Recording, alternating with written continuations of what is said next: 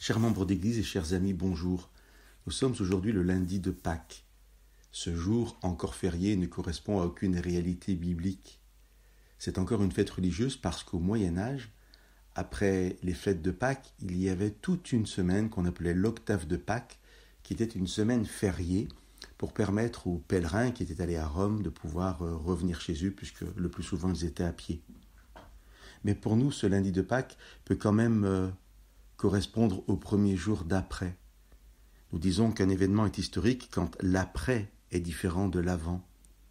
Et le plus merveilleux des moments historiques est bien ce week-end de Pâques où Christ est mort et ressuscité.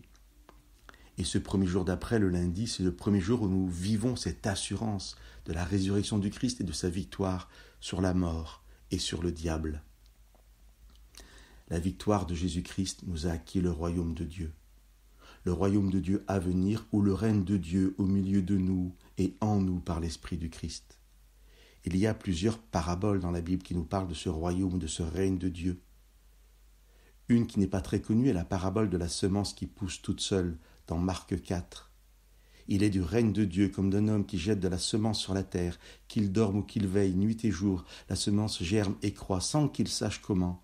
D'elle-même, la terre porte du fruit, d'abord l'herbe, puis l'épi, enfin le blé bien formé dans l'épi.